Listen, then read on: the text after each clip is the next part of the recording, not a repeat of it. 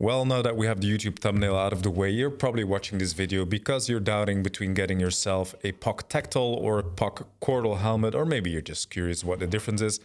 Let me just tell you right now, the differences are not that big. But as with any apparel item, I think even also mountain bike helmets are a fashion thing or like a comfort thing before they are a safety item. You want it to look good, you want it to feel good, and you don't really want to crash it.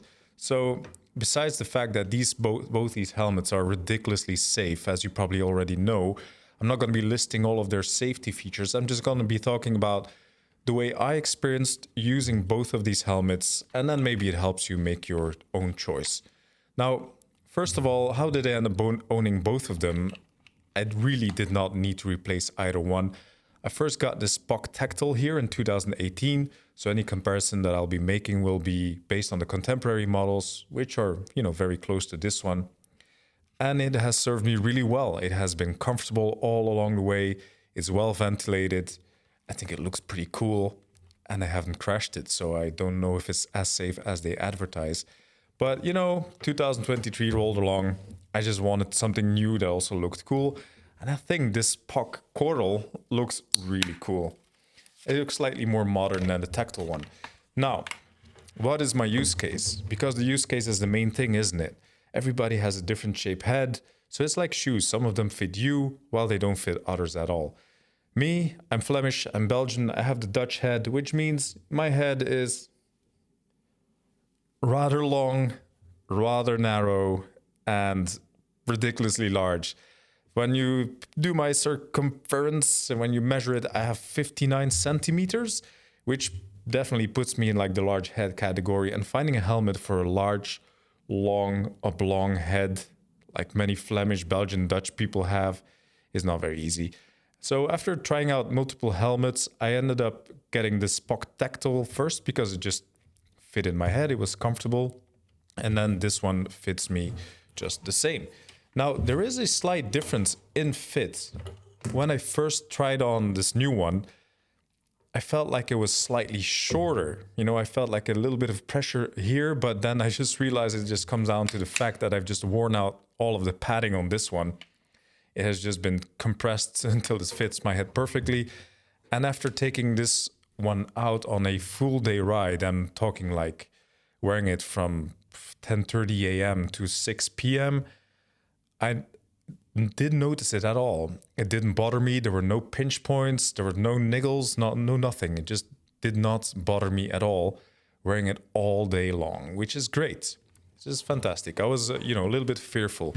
If you have a different shape or sized head, this might be different for you. So when you see YouTubers mentioning pinch points, I'm always like, yeah, sure. That's your head. That's not my head. Now, this is where we have a little bit of a difference with the POC Tectal. One thing that sometimes caused me annoying niggles after wearing it throughout, on long days on the bike is this stuff, the stuff that comes over your ears. Now, this little bit of plastic, with the pinch turny thing that, pinches it onto your head, comes down or seems to come down slightly lower, which makes it touch here where my ear comes down on my skull. And it just sits down on it ever so slightly. So after multiple hours of riding with this POC Tectal from, 2018, granted, me on my head, I would start to get sore, where it kind of rests on top of my ear. And I did not have this at all with the Kortal. So besides that, what are the other main differences? They're mainly, in my point of view, aesthetic.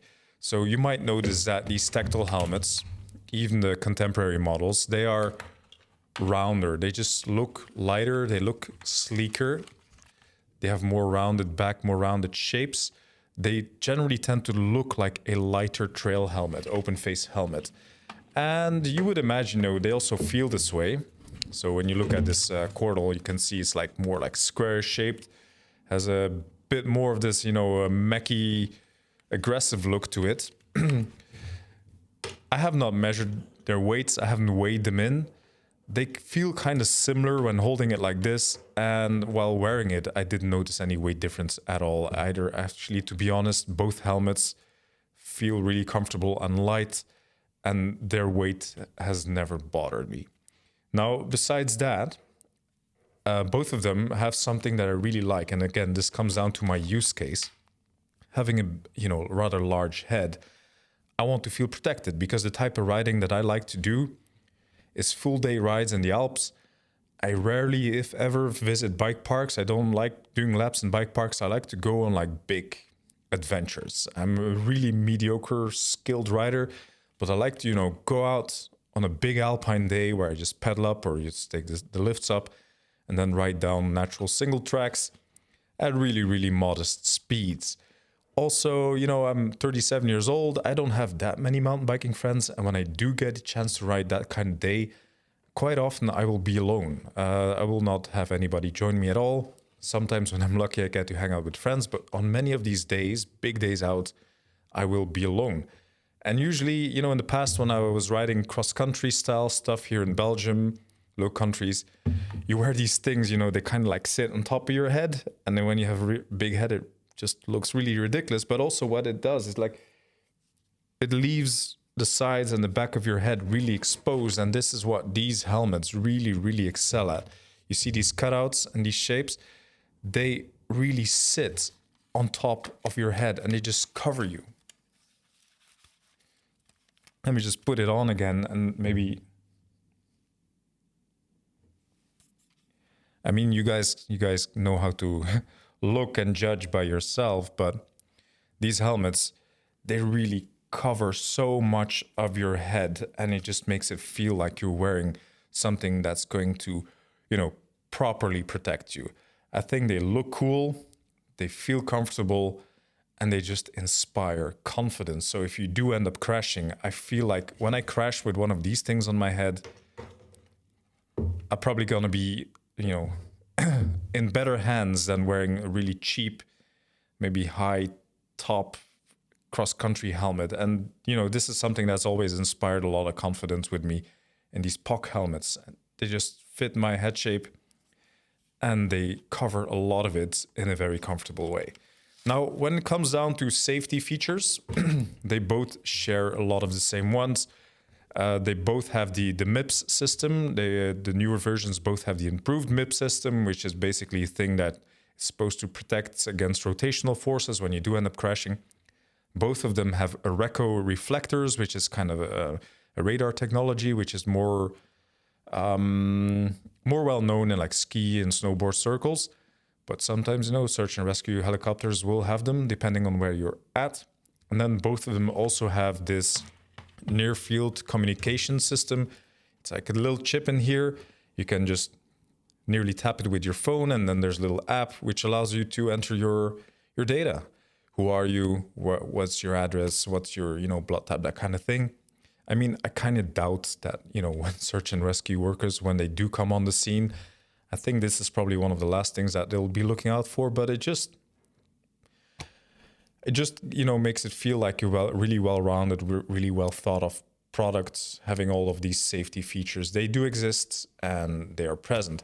Another difference here between the Tectacl and the Kortal is that the Kortal has been rated for e-bikes. There's this Dutch e-bike standard, and this is one of the very few mountain bike helmets out there, which is rated to be compliant with that standard while riding e-bikes, which mainly means that you're expected to be going at higher speeds and potentially being exposed to bigger impacts, which would make, on paper at least, the Kortal a higher rated helmet than the Tectacl when it comes down to impacts. Another small difference here is that the visor on the Kortal is designed to break away, which is not mentioned. I just checked on the POC website for the Tectacl helmets. It also has a really light and flimsy visor. I mean, not that it moves around while you're riding, but I would expect both of them to break away in a crash.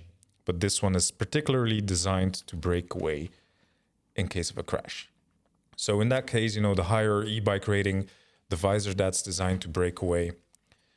In that sense, the Kortal is, at least on paper, supposed to be safer. Both of them are just as comfortable. Both of them are extremely well ventilated. Both of them are light.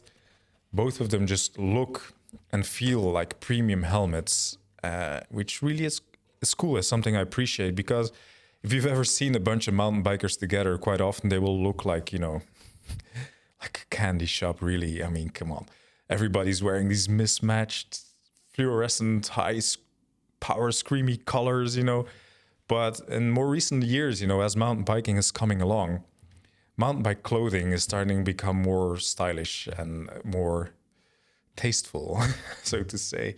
So you can get some really nice mountain bike clothing these days. And the main thing that you'll be, you know, seen with all the time in every scenario is going to be your helmet. So you just want it to look cool. And these things just look and feel premium, and they cost premium. Again, you know, to finish up, I'm not going to take this out too long. For me, with my long, big Dutch head, they fit really nicely. If you have maybe a wider, shorter, rounder head, maybe they won't. This is why you need to try out in the shops. Their stats are great. Their ventilation is great. I'm not going to repeat all of this. They're just really good helmets. And the difference between both of them is extremely minimal. So when it comes down to your choice, I hope, you know, I gave you a little bit of insight, and I hope this is going to help you choose. So whatever you end up choosing, or, you know, whatever your opinion is on either of these helmets, I would like to hear. And if you can leave me a comment, maybe leave me a like, that would make me quite happy. Well, that's it. And hopefully see you on another video.